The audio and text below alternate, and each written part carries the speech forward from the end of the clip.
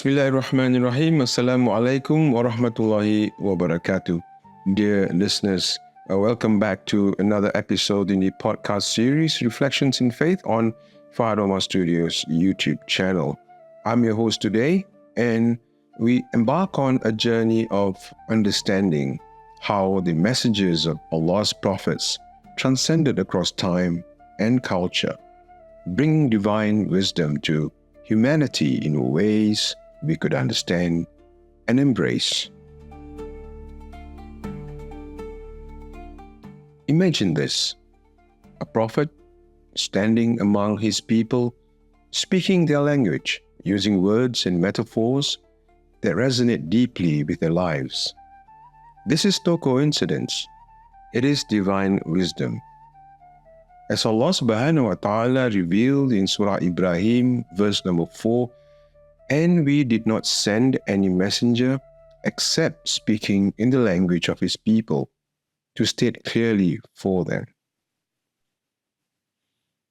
In this episode, we'll explore the profound meaning of this verse, focusing particularly on the life of Nabi Isa alayhi salam and how he used Aramaic and cultural context to bring the message of monotheism to his people.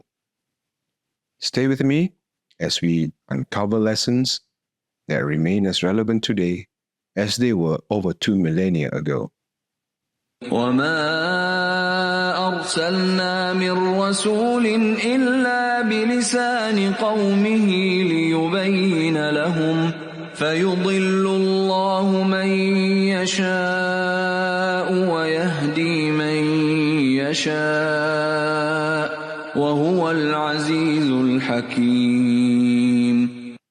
Allah revealed in the Quran in Surah Ibrahim, verse 4, "And we did not send any messenger except speaking in the language of his people to state clearly for them.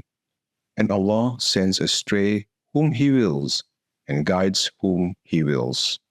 And he is exalted in might and the wise."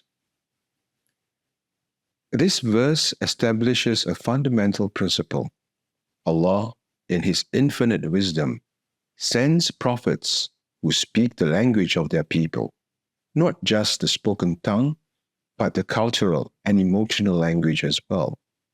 Why is this so? Because effective communication requires relevance. The truth must resonate with the heart and the mind.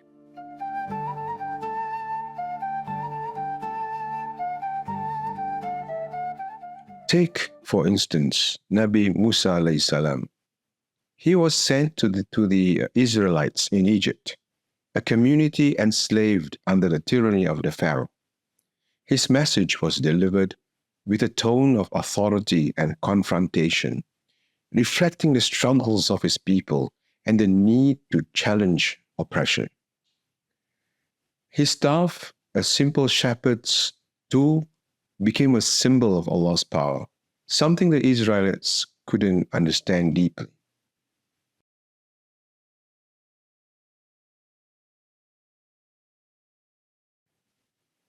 Similarly, Prophet Muhammad ﷺ was sent to a tribal society that valued eloquence and oral traditions. His message, delivered in the unparalleled beauty of the Arabic language, resonated so powerfully that even his detractors could not deny its impact.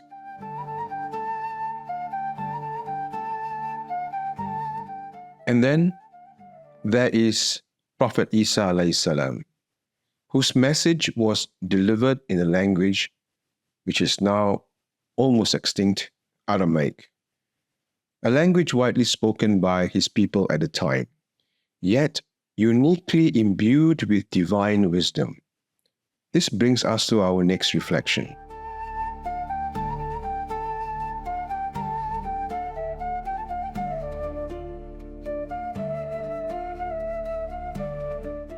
Nabi Isa alayhi salam lived in a time when the common people spoke Aramaic, not the scholarly Hebrew of the religious elite. By using Aramaic, he made the divine message accessible to everyone, from fishermen to farmers to merchants and laborers.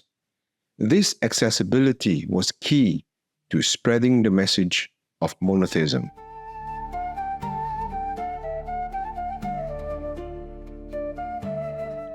Now, one of the most striking aspects of Nabi Isa's message in his use of familial terms, like the word Abba, which translates to father. In the Aramaic cultural context, this term expressed intimacy, care, and trust.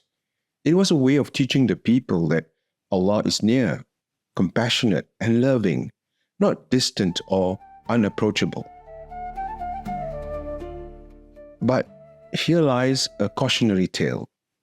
What Nabi Isa intended as a metaphor, a way to bring his people closer to Allah, was later misinterpreted. Over centuries, this familial term was literalized, leading to theological deviations, such as the belief in Nabi Isa's divinity or the concept of Trinity. A'udhu billah min zalik. The Quran corrects these misconceptions with clarity.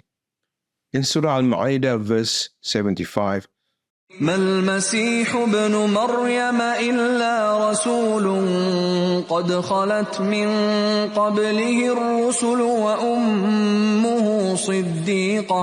وأمه صديقة كانا يأكلان الطعام انظر كيف نبين لهم الآيات ثم انظر أنا يؤفكون. Allah subhanahu wa ta'ala says, the Messiah, son of Mary, was not but a messenger. Other messengers have passed on before him, and his mother was a supporter of truth. They both used to eat food.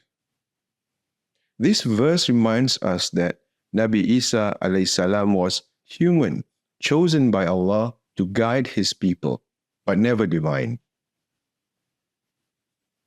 What we learn from this is very, very profound.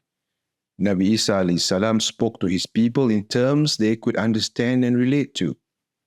This cultural sensitivity did not dilute the message, it amplified it.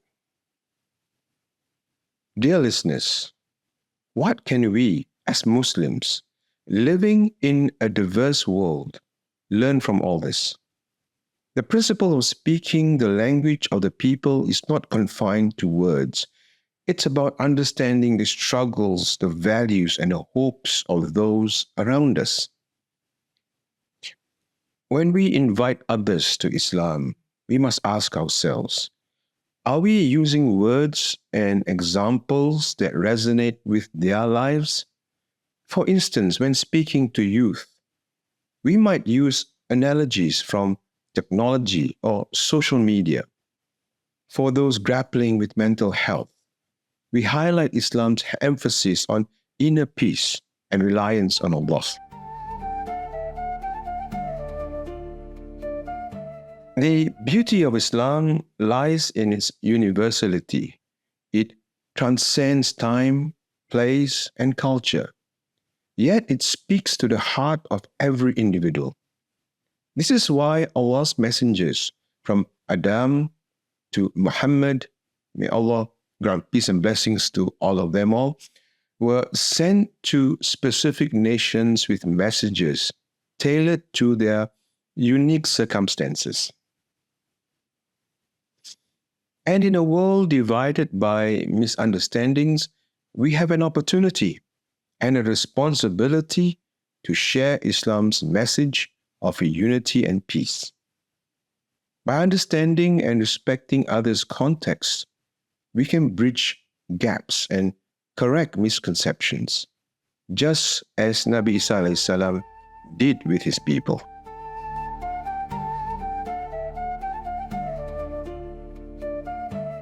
As we conclude this episode today, let us reflect on the wisdom of the prophets. They were not just conveyors of divine truth. They were masterful communicators who understood the hearts of their people. O Allah, guide us to embody the wisdom of your messengers. Help us to speak with kindness, clarity, and relevance. Unite our hearts in love for you and for each other, and make us vessels of your light in this world. Ameen, Ya Rabbal Alameen. Thank you, dear listeners, for joining me on this journey of reflection. Let us take these lessons and apply them in our lives, becoming sources of unity and understanding. Until we meet again in another episode, wabillahi tawfiq wal hidayah, wassalamu alaikum wa rahmatullahi wa barakatuh.